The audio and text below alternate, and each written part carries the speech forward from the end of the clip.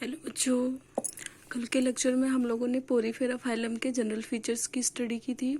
आज की क्लास में हम लोग पोरीफेरा के क्लासिफिकेशन को देखेंगे। उसमें फाइलम पोरीफेरा में कितने क्लासेस होते हैं, उसमें कौन कौन से स्पीसीज आते हैं और उनके फीचर्स क्या हैं। ओके, चलिए हम लोग ये क्लास स्टार्ट करते हैं, जिसमें कि हम लोग को पढ़ना है classification of Porifera on the basis of skeleton system, यानी कि स्केलेटन सिस्टम के बेसिस पे। हम लोगों ने कल के क्लास में पढ़ा था कि इनमें जो स्केलेटन्स होते हैं वो स्क्लेरोब्लास्ट सेल के द्वारा बनता है, तो उसी के बेसिस पे हम इसका डिवीज़न करते हैं। इसको 3 क्लास में डिवाइड किया गया है।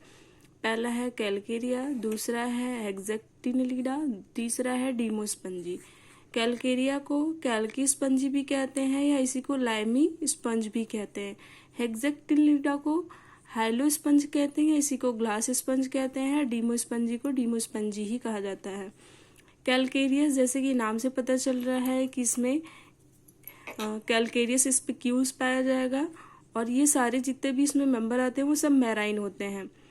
और इनमें जो कोइनोसाइट्स होता है वो लार्ज होता है। इसमें स्कॉन टाइप का वाटर कैनाल सिस्टम पाया जाता है।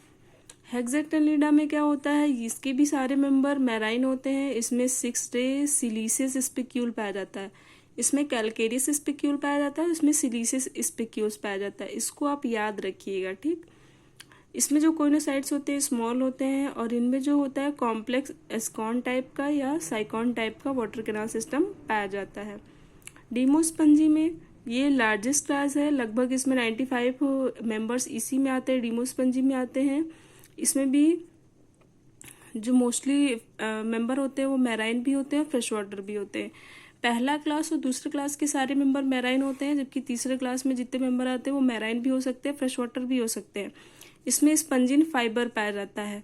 इसमें कैलकेरियस स्पिक्यूल होता है, इसमें सिलिसियस स्पिक्यूल होता है, इसमें स्पंजिन फाइबर होता है। इसमें जो कोइनोसाइट्स होते हैं स्मॉल होते हैं। इनमें water canal system adult form में या दूसरा होता है और लार्वल फॉर्म में दूसरा होता है। एडल्ट फॉर्म में ल्यूकॉन टाइप होता है, लार्वल फॉर्म में राइकॉन टाइप होता है।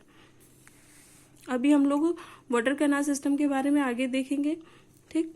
उसके बाद आते हैं इसके एग्जाम्पल में। एग्जाम्पल में क्या होता है, कैलकेरियस क्लास के एग्जाम्पल देखते हैं पहले, उसके बाद हेक्सेक्टिनिलिडा के, फिर डीमोस्पंजी के।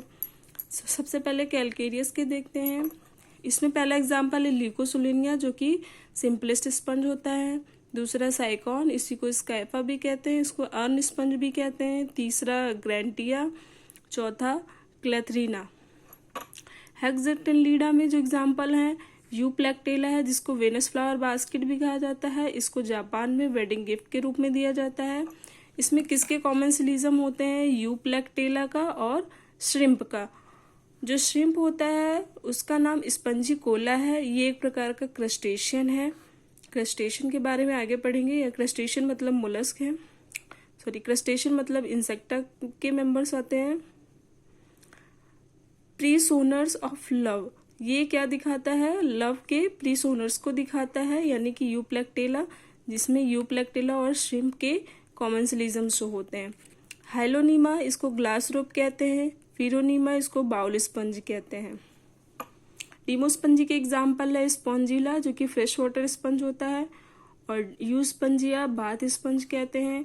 क्लियोना बोरिंग स्पंज कहते हैं, इसी को सल्फर स्पंज कहते हैं। हार्मफुल होता है पर्ल इंडस्ट्री के लिए, जो कि ऑयस्टर फॉर्मेशन को इनहिबिट करता है। हिप्पोस्पंजिया, जो कि हॉर्स स्पंज होते हैं। चलीना, जो कि डेड मैंस फिंगर के रूप में दिखाई देते हैं, यानी कि मरमैड फिंगर के जैसे इसका स्ट्रक्चर होता है।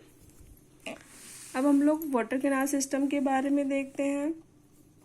इनमें वाटर कैनाल सिस्टम 3 टाइप से होते हैं। एक एस्कॉन टाइप होता है, साइकॉन टाइप होता है, और एक ल्यूकॉन टाइप होता है। सबसे पहले एस्कॉन टाइप पढ़ते हैं। ये सबसे सिंपलेस्ट टाइप का होता है। ये ल्यूकोसुलिनिया में पाया जाता है।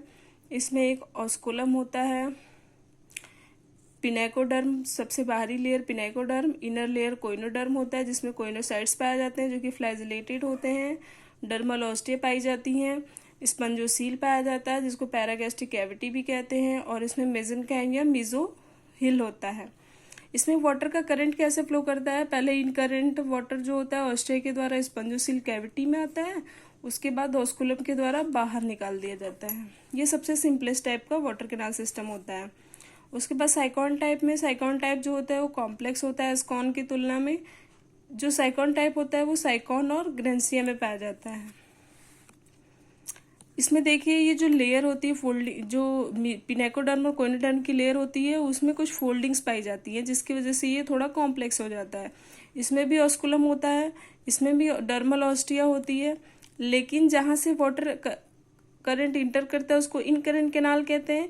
फिर इन करंट कैनाल तो बाहरी का कैनाल है, और अंदर का जो स्पंजोसील के अंदर जो कैनाल होती है उसको रेडियल कैनाल कहते हैं। और इसी में प्रोसोपाइल और एपोपाइल पाया जाता है। यहाँ पे वाटर का करंट कैसे फ्लो करता है, इन करंट वाटर ऑस्टिया के द्वारा अंदर जाता है और वो प्रोसोपाइल के द्वारा रेडियल कैनाल में इंटर करता है, फिर एपोपाइल के द्वारा स्पंजोसील में जाता है और ऑस्कुलम के द्वारा बाहर कर दिया जाता है। ल्यूकोन टाइप का जो होता है वो कॉम्प्लेक्स होता है बहुत ज़्यादा, ये डीमोस्पंजी के सारे मेंबर में पाया जाता है। इसका जो लार्वल फॉर्म होता है उसको रैगॉन टाइप कहते हैं। Due too much folding of body wall spongocoel shrink, body wall के ज़्यादा फोल्डिंग की वजह से जो स्पंजोसील होता है वो श्रिंक हो जाता है, जिसके रिजल्ट में क्या होता है, एक्स करंट कैनाल का फॉर्मेशन होता है। यहाँ पे हम लोगों ने इन करंट कैनाल देखा था, लेकिन ल्यूकॉन टाइप में एक्स करंट कैनाल भी दिखाई देता है। इसमें वाटर का फ्लो कैसे होता है, इन करंट वाटर ऑस्टिया के द्वारा इन करंट कैनाल में जाता है, फिर प्रोसोपाइल के द्वारा रेडियल कैनाल में, फिर रेडियल कैनाल से एपोपाइल, एपोपाइल से एक्स करंट कैनाल से ऑस्कुलम में, फिर ऑस्कुलम से बाहर कर दिया जाता है। इसमें हम कुछ स्केलेटन सिस्टम के बारे में देख लेते हैं। ये स्क्लेरोब्लास्ट स्पिक्यूल के द्वारा बनता है। ये 3 प्रकार के हो सकते हैं, मोनोएक्सॉन, ट्राईएक्सॉन और टेट्राएक्सॉन। मोनोएक्सॉन जो होता है इसमें सिर्फ एक एक्सिस होता है।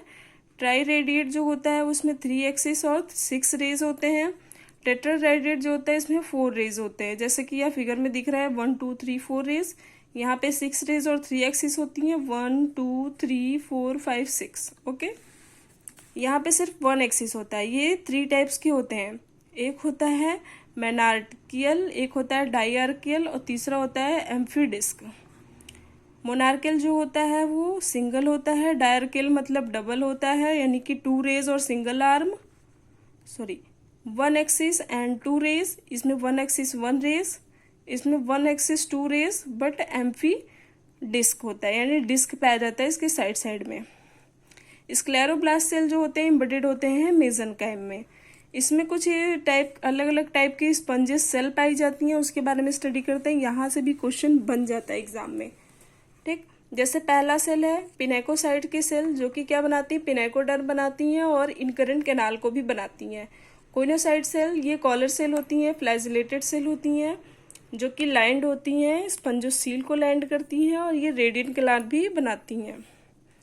जो मेसेनकाइम में सेल प्रेजेंट होते हैं वो कौन कौन से होते हैं, पहला होता है आर्कियोसाइट्स, ये टोटीपोटेंट होता है और स्टेम सेल होता है। टोटीपोटेंट का मतलब होता है कि बॉडी में जितने भी टाइप के सेल बन रहे हैं वो किसी सिंगल सेल के द्वारा फॉर्म हो जाए। Myocytes contractile cell act as a muscle numerous around osculum. जो मायोसाइट सेल होते हैं ये मसल्स के फॉर्म में होते हैं, यानी मसल्स के जैसे वर्क करते हैं, और ये ऑस्कुलम के किनारे किनारे पे प्रेजेंट होता है। थीसोसाइट जो होते हैं फूड स्टोरेज के लिए होते हैं। सेक्स सेल जो होता है फॉर्म होता है आर्कियोसाइट्स के द्वारा। ट्रोफोसाइट जो होते हैं ये नर्व सेल होते हैं, यानी न्यूट्रिशन प्रोवाइड करते हैं।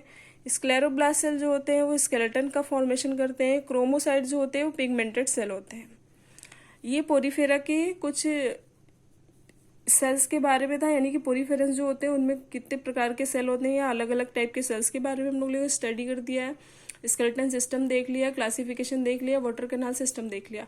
पोरीफेरा में इससे ज़्यादा क्वेश्चन कहीं नहीं आता है, और ये चैप्टर इसमें क्लोज हो गया है। अब अगली क्लास में हम लोग सिलेंट्रेट्स के बारे में स्टडी करेंगे। Okay, thank you.